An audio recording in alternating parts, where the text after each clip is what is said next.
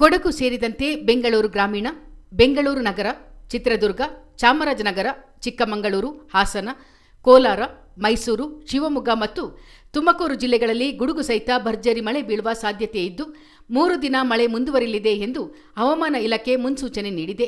ಈ ಮಧ್ಯೆ ಕೊಡಗಿನ ಹಲವು ಭಾಗಗಳಲ್ಲಿ ಮಳೆಯಾಗಿದೆ. ನಾಪೊಕ್ಲು, ಯವಕಪಾಡಿ, ಕಕ್ಕಬೆ, ನೆಲ್ಜಿ, ಕೊಟ್ಟಮುಡಿ, ಬೇತು ಮತ್ತು ಸುತ್ತಮುತ್ತಲ ಗ್ರಾಮಗಳಲ್ಲಿ ಭಾರೀ ಮಳೆಯಾಗಿದೆ. ನಾಪೊಕ್ಲು ಹಾಕಿ ಕ್ರೀಡಾಂಗಣ ಸುತ್ತಮುತ್ತ ಭರ್ಜರಿ ಮಳೆಯಾಗಿದೆ. ಪಟ್ಟಣದಲ್ಲಿ ಸುರಿದ ಮಳೆಯಿಂದ ಆಟೋ ಚಾಲಕರು ಪರದಾಡುವಂತಾಯಿತು.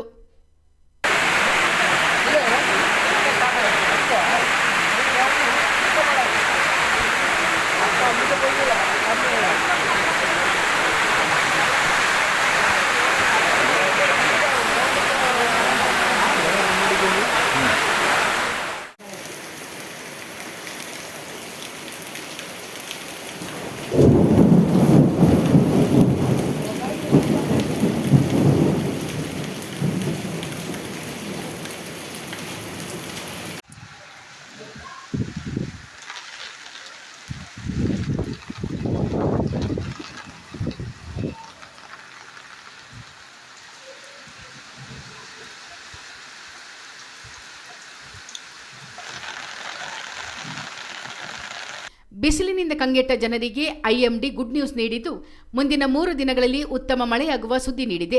ವಿವಿಧ ಜಿಲ್ಲೆಗಳಲ್ಲಿ ಯೆಲ್ಲೋ ಅಲರ್ಟ್ ಘೋಷಿಸಲಾಗಿದೆ. ಕೊಡಗಿನ ವಿವಿಧ ಭಾಗಗಳಲ್ಲಿ ಮಳೆಯಾಗಿದ್ದರೂ ಜಿಲ್ಲಾ ಕೇಂದ್ರ ಮಡಿಕೇರಿ ಮಳೆಯಿಂದ ವಂಚಿತವಾಗಿದೆ. 4-5 ದಿನದ ಹಿಂದೆ ಮಡಿಕೇರಿಗೆ ಸಾಧಾರಣ ಮಳೆಯಾಗಿದ್ದರೂ ಸುಡು ಬಿಸಿಲ ವಾತಾವರಣ ಮುಂದುವರೆದಿದೆ. ಗುರುವಾರ ರಾಜ್ಯದ ವಿವಿಧ ಭಾಗಗಳಲ್ಲಿ ಭಾರೀ ಮಳೆಯಾಗಿದೆ.